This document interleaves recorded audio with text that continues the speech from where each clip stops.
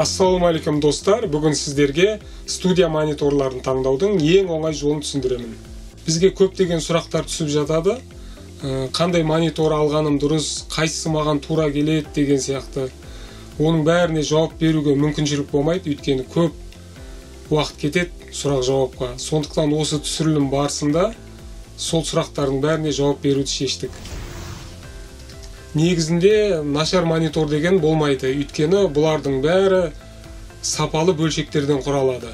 Ең арзан деген монитордың өзімен хит жазып отқан жігіттер бар. Көбісі ойлайды, бір қымбат мониторды алсам, болды, менің мәселем шешілді деп ойлайды. Бөлмесіне апарып қойған кезде көңіл-күйлері түсіп кетеді, өйткені ол бөлме дыбысты жұтатын акустика жасалмаған, сондықтан бұл монитор 100% өзін көрсете алмайды. Өлеңнің қателерін көрсетпейді, бір 50% ғана істеп тұрады, сондықтан алушы қанағаттанбайды. Ол үшін бөлмеде дыбысты жұтатын акустикалар болу керек, жасау керек арнайы. Ол туралы акустика жөнінде және акустиканың жеңіл түрі бар, орташа түрі бар, қиын түрі бар. Ол туралы келесі түсірілімдерде айтамыз. Алушылар үш топқа бөлінеді. Кез келген адам сол үш топтың біреуіне кіреді. Ең біріншісі бөлмесі акустикалық жабдықталған арнайы дыбыс студиялары. Екіншісі жартылай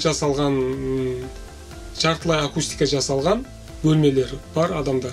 Ал үшіншісі этаж үйде немесе бір офисте тұратын адамдар. Бірінші топқа бөлмесі акустикалық жабдықталған арнайы дыбыс студиялары жатады. Оларға монитор таңдау оңай болады. Оған кез келген мониторды қоя берсе, ол жерде жақсы шығады. Ол жерде таңдау тек қана бөлменің үлкендігіне, жаңағы акустикалық жабдықтардың дыбысты қатты жұтатынына, жай жұтатынына қарай орташа мониторлар немесе үлкен мониторлар қойылады. Ол жерге таңдау оңай болады. Тек қана мониторлардың фирмаларын таңдайды, өзіне ұнайтын. Бір монитор ашық дейді, бір монитор жабық дейді, соған ғана қарайды. Ал екінші топқа ол жерде жартылай акустика жасалған бөлмелер, ол жер үйлер секілді бөлмелер, жаңағы бетон емес кірпіш үйлер сияқты, немесе кесек үйлер сияқты бөлмелерге сәл орташа болады акустикасы. Ол жерлерге мынандай орташа мониторларды қойсаңыздар болады. Оған енді мынандай үлкен монитор қою үшін ол жерге тағы да акустикалық жабдық жасалу керек.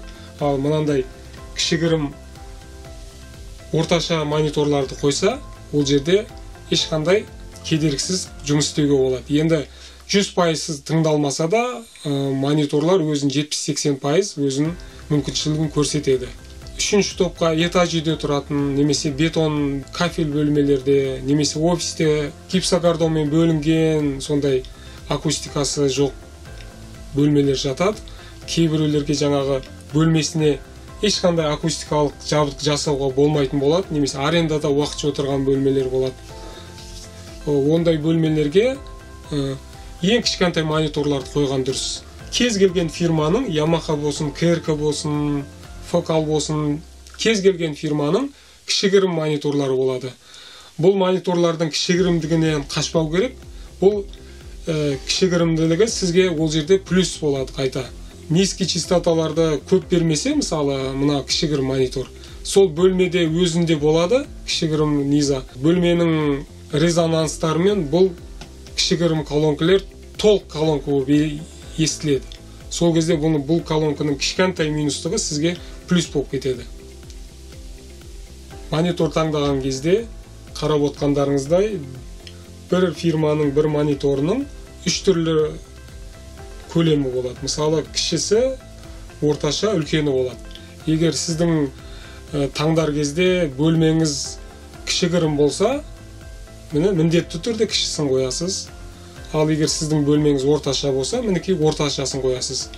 Ал егер бөлмеңіз үлкен болса, үлкендерінен қоясыз. Сол кезде сіздерде артық проблем болмайды. Ал егер де керісінше болып, сіздің бөлмеңіз кіші болып, дәу мониторды апарып қойсаңыз, ол жерде бөлме резонанстарға толып кетеді. Сондықтан сіз монитордан тікелей келетін дыбысты тыңдамайсыз. Бүкіл бөлмедегі, төбедегі, жердегі дыбыстардың бәрін қосып тыңдайсыз да. Сондықтан ол жерде ұзақ тыңдай алмайсыз. Бүкіл бөлменің дыбысын тыңдағандықтан адам шаршап кетеді. Және де таза тыңдамағандықтан ол жерде жаңағы жақсы дүние шығуы қиын. Сондықтан ол жерге бөлмеге сай апарып монитор қойса, көп мәселе шешіледі.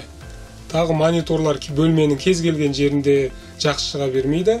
Бұл өзінің орнын тауып орналастыру керек. Мысалы, бұрышқа жақын орналастырсаңыз, бұрышта резонанстар көп болады. Сондықтан бұрыштан алысырақ орналастырып, алға артқа қойып, монитордың өз орнын тауып орналастыру керек. Сол кезде монитор жақсы шығады. Енді бәрін қорытындылай кететін болсақ, кез келген монитордың жақсы шығу үшін бұл мониторға жағдай жасау керек.